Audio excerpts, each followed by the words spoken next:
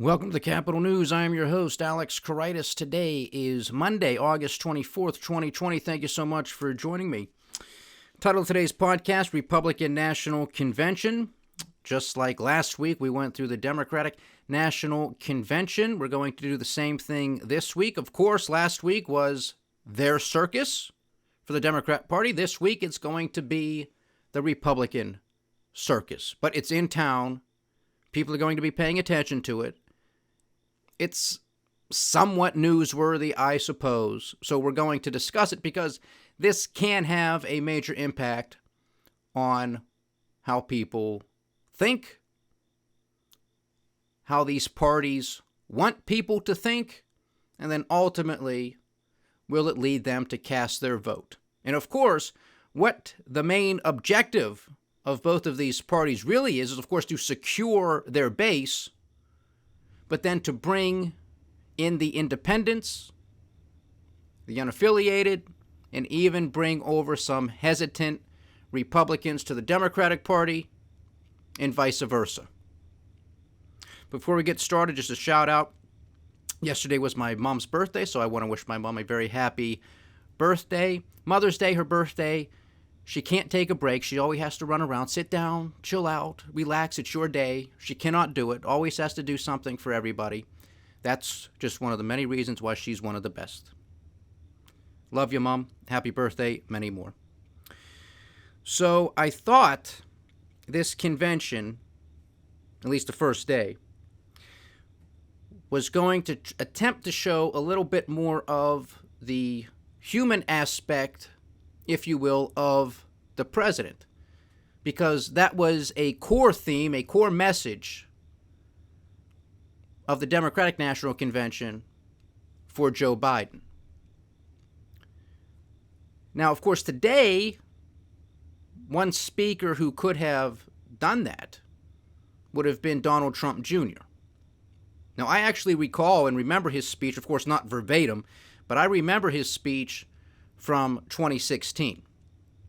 It was very impassioned. I thought it was a good speech back in 2016. Hit a lot of keynotes, stuck to the script, stuck to the message, make America great again, all that jazz. And understand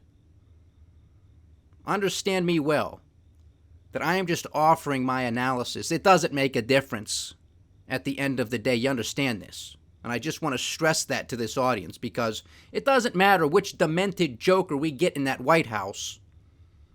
The economic picture is not going to get much better, if at all. The social disorder is not going to get better. The political dysfunction is not going to get better either. This thing has to run its course, unfortunately. That's one of the real viruses that's going on, is this economic, social, and political disorder and dysfunction. It just has to run its course.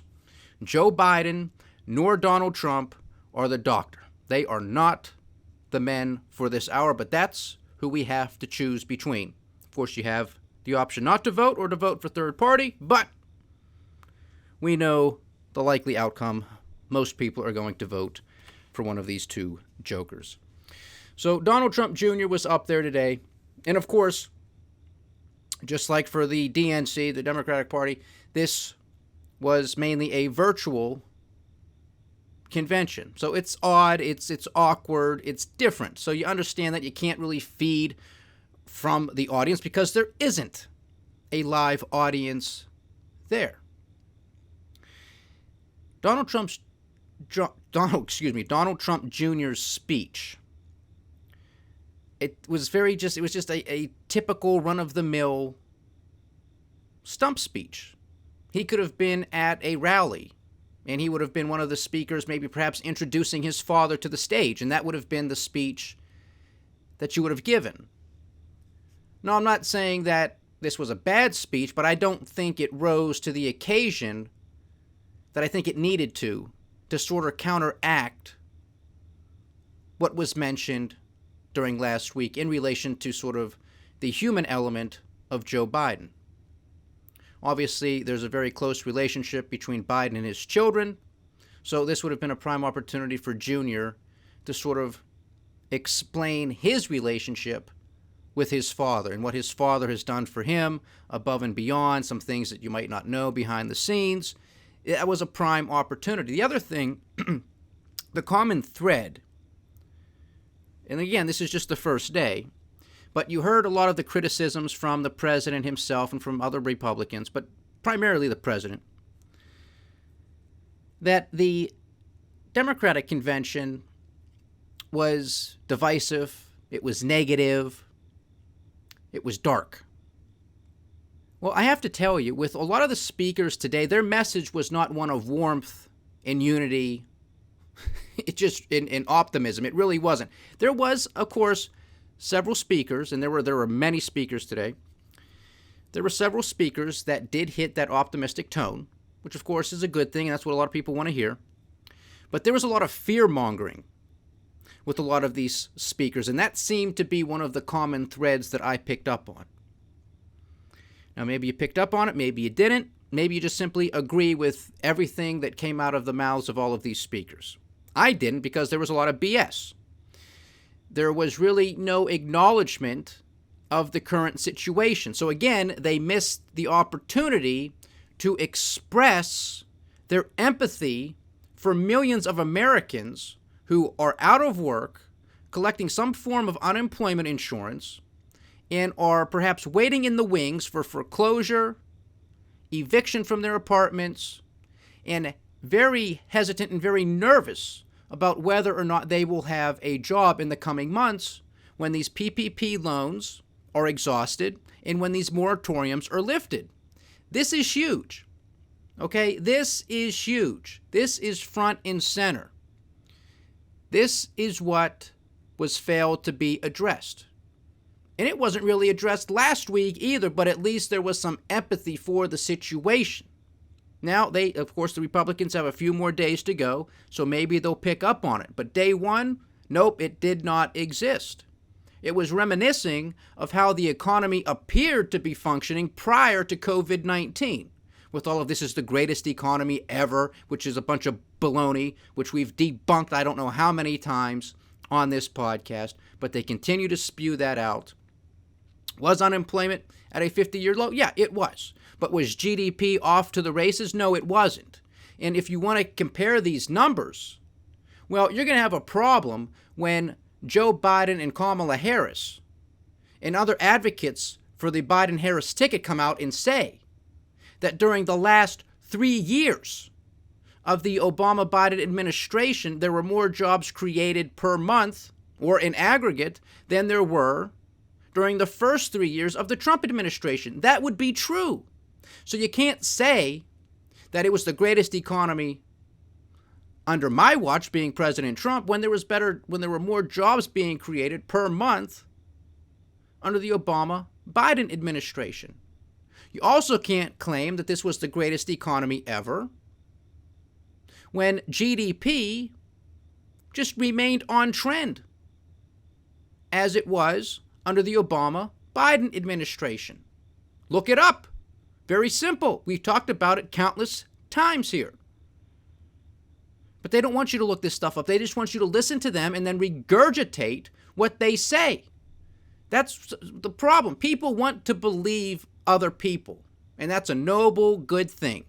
But unfortunately, especially in this day and age, with all of the 24/7 news, with the social media, most people are just out to get attention. They'll lie, they'll exaggerate, they'll bend the truth, whatever you want to say, all of the above. It's not healthy. And you're just hit constantly with information, who to trust, who to believe, where to find this information. How can I source this and check this myself? It's a full-time job. And when you're already siloed into your respective political corners, well, then it's just groupthink, and you're just hearing, it's just confirmation bias. You're just hearing what you want to hear to begin with, which is not healthy. It is not healthy for any society, but especially ours, because of how our government is supposed to function. So they missed the ball. The Republican speakers today missed the ball on that. And the other thing when it comes to this great economy under the Trump administration, is the fact that this has been, yes, the longest economic expansion in U.S. history, but it was also the weakest. So how can it be the best and the weakest expansion at the same time? Newsflash, it can't be. It can't be. And we know that a lot of that quote-unquote growth, which was anemic and pathetic during the Obama-Biden administration and continuing under the Trump administration, was because of quantitative easing 1, 2, Operation Twist, quantitative easing number 3, trillion-dollar deficits, with these tax cuts, but they didn't cut spending. So you brought the growth was at the expense of future growth and prosperity. That's not how you run anything. But that's how we run and manage our banana republic government. Quick side note, and then we'll get back to the RNC because I thought this was fascinating. Some of you may have heard this. This goes to the markets, the Dow Jones Industrial Average. ExxonMobil, Pfizer, and Raytheon are being removed from the Dow Jones Industrial Average. They are being replaced by Salesforce, Amgen, and Honeywell. Can you believe this? Just a handful of years ago, I think maybe 2013, ExxonMobil was the largest company in the world, publicly traded company. Just 7 short years ago. Now they're being delisted from the Dow Jones Industrial Average. That's crazy. This is just a sign of the times. Could you imagine if somehow Tesla were to be announced that they were going to make it onto the Dow Jones Industrial Average? I mean, let alone the S&P 500, which they may make here shortly.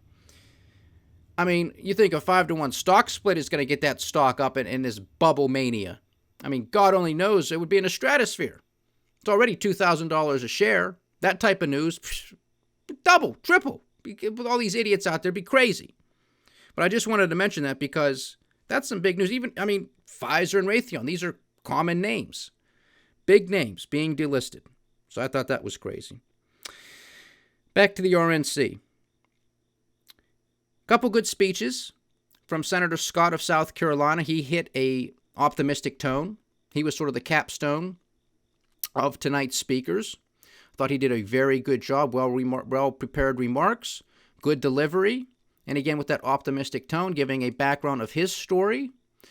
But even he sort of missed hyping up, if you will, Donald Trump. He talked about his economic development zones and this, that, or the other, which is commendable, and that's a good thing. But there really wasn't a big focus on him from some of these more prominent speakers. Again, Don Jr. was, this is what was done. It's the Democrats, the socialists, trying to hit these key words. These key words, this fear-mongering. There's going to be riots and protests in the street. Newsflash, Jr., there already is. There already is. Don't tell me this is Biden's America when this is happening now. I'm not buying that story. I know it's going to get worse no matter who is in that Oval Office. This virus has to run its course, and it is not going to be pretty. But we're stupid here. We're not proactive. We're not honest. We don't do the right thing. We reward bad behavior. So what do you think is going to happen? This is all coming to a head, and it is going to get worse before it gets better. Junior's girlfriend, Kimberly Guilfoyle, former Fox News anchor. I mean, she must have thought that there was a live audience. I mean, she was shouting from the rooftops. To me, it came off as awkward and a little strange, especially a lot of the things that she was actually saying, again, just simply were not true. With the fear-mongering and then a side and a dose of optimism. I don't like it. But this is politics. Fear is a great motivator. People believe this stuff. And they think it makes a difference. They think this is one-sided. They think this is one-sided. This is going to get nasty. It does not matter. I don't know how many times I have to say it, but I'm going to continue to say it because I'm up against a 24/7 machine that sounds like a broken record themselves. They just have rotation. They got different anchors. They got different pundits to come on. This is just me. So I have to repeat myself in the hopes that something sticks with this audience and understands that this is a three-ring circus. That if they want to make you cry, they'll make you cry. If they want to make you laugh, they'll make you laugh. If they want to scare you, you're going to feel scared. Look, if those Democrats / socialists get into power, you watch, you wait. They're going to be in your household. They're going to come crushing it down. Everything's going to be chaotic. Already there, it's going to get worse. Already there, it's going to get worse. Nikki Haley, former governor of South Carolina and former U.S. ambassador to the United Nations, I'm sure she has her eyes set for a presidential run in the not-too-distant future. Her speech, she did pretty well as well, somewhat optimistic, highlighted her background, immigration, RNC attempting to obviously show diversity, have a woman of color, Indian descent on the stage, trying to do their best to counter the Democrats' convention last week. On that note, I think the Republicans did a pretty decent job. Does it make a difference? Do people care? I guess we're going to find out. But it only goes so far in my book. If you're already in that camp where you think diversity is that important, well, then you're probably already leaning towards the Democrats because those are just the key words that they throw out at you. Okay? I mean, it really comes down to diversity of thought that ultimately matters. Your life experiences that diversity. Well, the color of your skin makes no difference. You'd have a white person, a black person, a brown person, a yellow person. They could all be stupid. What difference does it make? Okay, they're diverse, so that's just the magic formula. That's it. Put all those people together and something fantastic's going to come out the other end? No, that's not how it works. It's diversity of thought and experience that can drive innovation and great things. And allowing people to express themselves, to think outside the box, and to go do it, to go achieve their goals and their dreams. That's what works. Just having a bunch of people of different color doesn't make any difference. They could all be stupid, which, in all likelihood, is a good possibility. So it's diversity of opinion and of thought and experience. That's the secret formula. Plus free market capitalism and having the U.S. Constitution actually be adhered to and followed would also be a good kicker. Another emotional speech today came from an older gentleman, a Cuban American. Again, his speech hit a couple notes. It hit fear-mongering, talking about Cuba, talking about the communists, talking about never wanting to go back there, not wanting to see what happened there happen here in this country. It's too late, sir. It's already underway. It's been here. This is the boiling of the frog. It's a slow motion train, and it is speeding up. We're cooked. Make no mistake about it. Because all of the policies that they even bring up are not the remedy to this disease. Not even close. But he gave an emotional, impassioned speech, again with the fear-mongering, the socialists, the communists, coming into this country, being here, can't let that happen, but also talking about the American dream, how he was able to achieve it, and he'll still striking that optimistic tone nevertheless, and of course advocating for another 4 years for Donald Trump. Okay, that's all fine and dandy. Again, that's what this is. That's what this is. They want to scare you, they're going to scare you. They want you to feel a little bit optimistic, good for the future. They're going to put people up there to do it. They're going to help these people write speeches. They're going to overlook what they're writing, overlook how they're saying it. And again, a lot of this can be recorded, because only a handful of them were live this evening.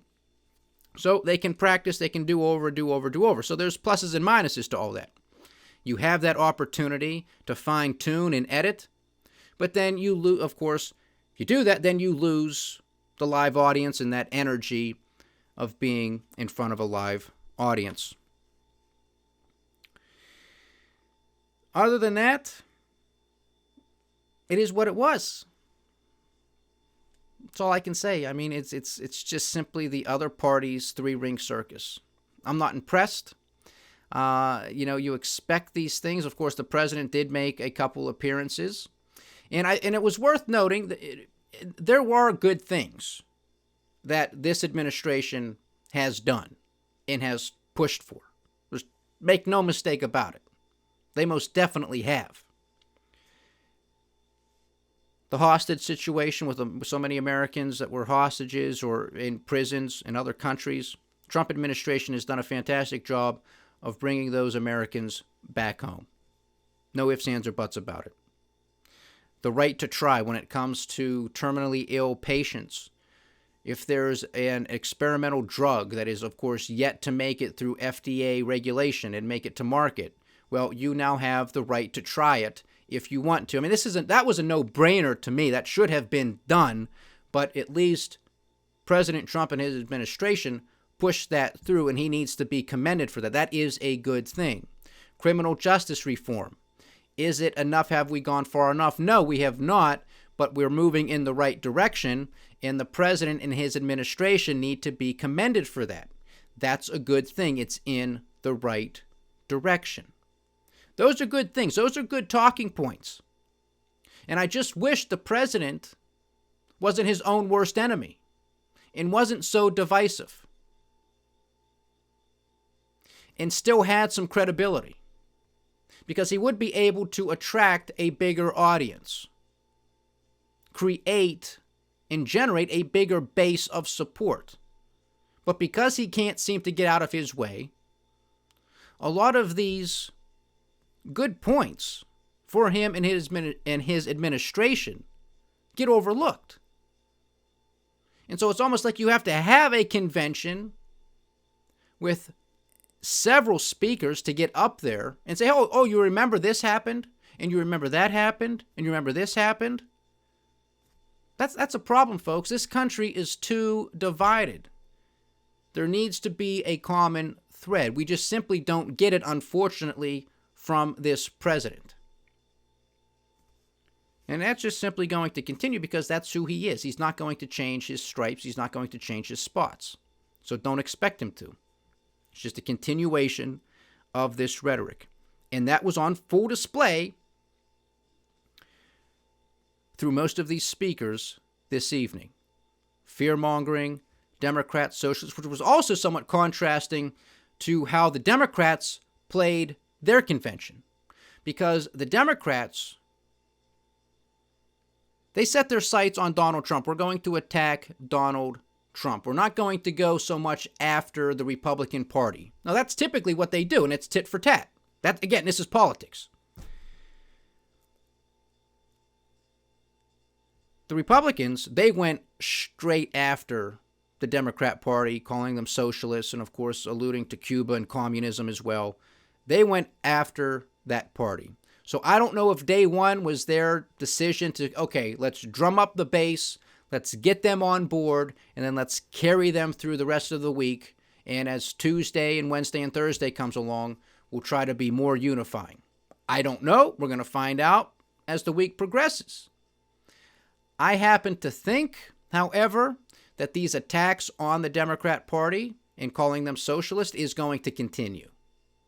So that's going to be an interesting situation as to how well this fear-mongering works out to attract people and get them out to vote for Donald Trump. Or because they're trying, obviously, to grab as many independents as possible and maybe some even Democrats who are leaning on the fence. So attacking those Democrats and calling them socialists and the fear-mongering probably is not going to do a great job at attracting those Democrats that might be on the fence. The independents, it's going to be a question of how do they lean? Do they buy into the rhetoric that it's the Democrat Party that's responsible for all of these protests and riots and all that jazz? Or do they say, well, we really need somebody who can unify the country, and sort of alienating a significant portion of the country right off the bat is not a way to do it. And so I'm not going to endorse that, and therefore I would not vote for Donald Trump. It's all speculation, of course. It's all some analysis, and we're going to find out ultimately come November. But these are the things to think about as we progress. Because it's interesting to see how these parties play off of one another, what their strategies are. Because typically, you're going to focus your efforts on an area where you think you're weak. You want to highlight your strengths and then try to reinforce your weaknesses. And so you're going to be able to see that with who comes out to speak, the tone of their presentation, and their ultimate goal, their ultimate vision. I don't see that ultimate vision from either of these parties. I don't.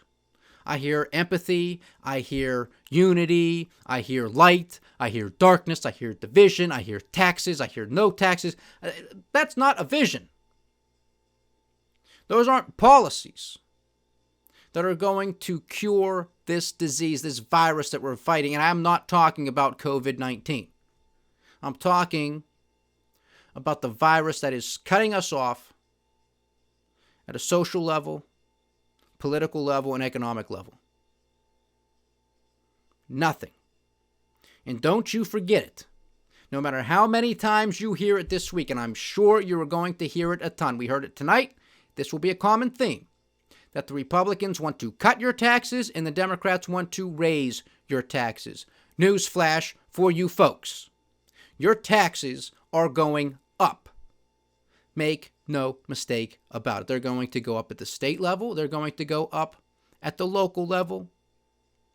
They're likely going to go up at the federal level too. But even if they can hold them off at the federal level, you're still going to have out of control spending, corresponding deficits, and a national debt. And because you have huge deficits, those are going to have to be financed from the printing press, which is inflation, which is the inflation tax, which is the most devastating form of taxation that there is. So your taxes are going up. There's too many shortfalls. Pensions are underfunded. This is how they become funded. Well, they're underfunded, mismanagement, corruption, theft, Ponzi scheme. Screw it. Let's raise people's taxes. Let's take money from people who don't have a pension. Let's take more money from them and give it to people who were promised a pension.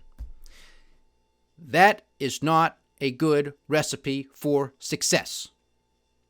This is just going to be another thing that fans the flames, that gets people ticked off, sick and tired of being sick and tired, create a bigger wedge, more divisiveness, those who have something versus those who don't, with those who don't funding those who have something.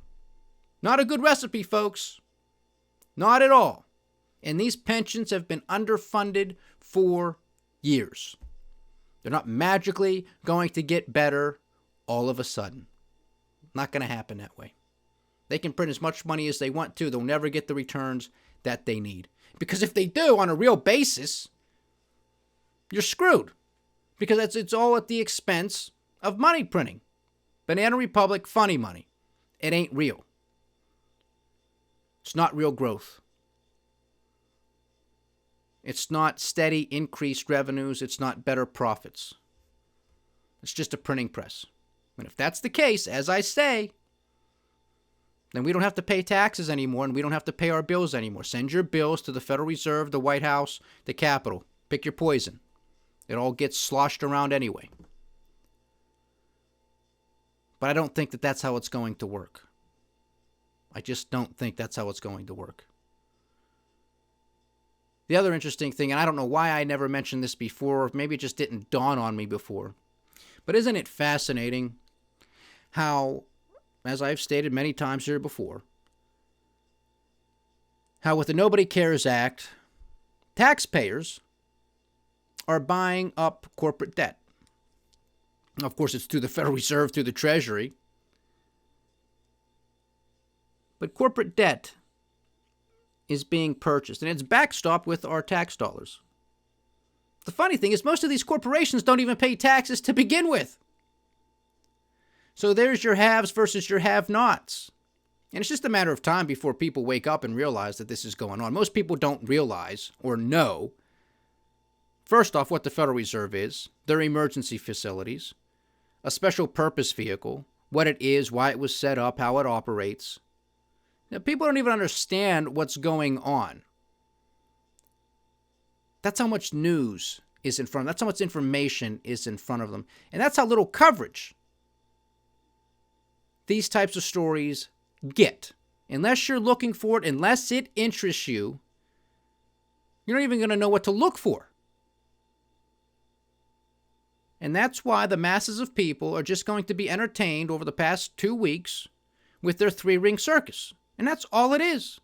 Go watch your monkeys dance. Go watch your elephants dance. Go watch your clowns put on a show. That's all it is.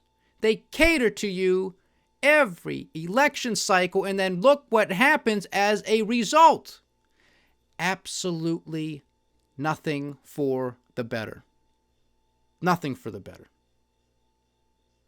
In the grand scheme of things, unfortunately. But watch it. Go vote. And then we'll be back here 4 years complaining about the same things, if we're lucky enough. Because things are going to get really nasty. I hope I'm wrong, but I don't think that I am. So that's the Republican National Convention. Day 1, folks. Stick around for day 2. Stay diversified, stay vigilant, and stay with the Capital News. I am Alex Karitis. Godspeed.